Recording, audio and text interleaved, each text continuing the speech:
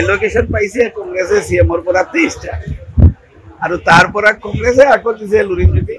2টা বা 1টা এই মুছলিম সিটত পৰি আছে কিন্তু দিগদাৰ হ'ব নি মুছলমানৰ পক্ষে ইউডিএফৰ প্ৰতিদ্বন্দ্বী লুৰিণজ্যোতি কবই গৈ খেলিলে শুভেচ্ছা থাকিলে আৰু ইয়াত বাহিৰত একো নকওঁ আৰু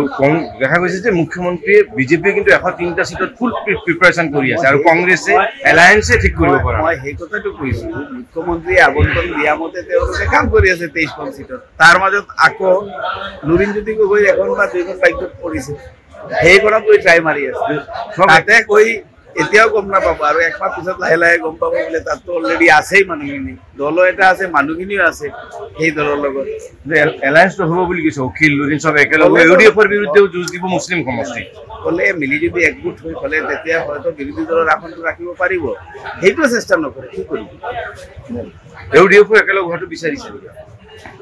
ইউডিএফ কেতিয়াও এতিয়া এই মুহূৰ্তত মানে এটলিষ্ট এই ইলেকশ্যন কংগ্ৰেছৰ লগত লগ হোৱাৰ নাই চান্সই নাই 1% কিন্তু ইউডিএফৰো প্ৰতিদ্বন্দ্বিতা হ'ব কংগ্ৰেছ মহাগঠবন্ধন বনাম ইউডিএফ মুছলিম সমষ্টি 100% হ'ব 100% ইমান হ'ব বুলিও মই নাভাবোঁ ৰাইজে গম পাই গৈছে তেওঁলোকৰ আসল চৰিত্ৰ কোনোবা এজনে কাইলৈ ক'লে ইমান কম কিয় পাব মই বোলো দিল্লীত 3 টাৰ্ম গভৰ্ণমেণ্ট থকা পাৰ্টিটো 0 আছে বিহাৰত হৈদিনা গভৰ্ণমেণ্ট থকা পাৰ্টিটো 6খনত আহিছে যিকোনো খবৰৰ বাবে যোগাযোগ কৰক 7099017330 লগতে 7099017110 নম্বৰত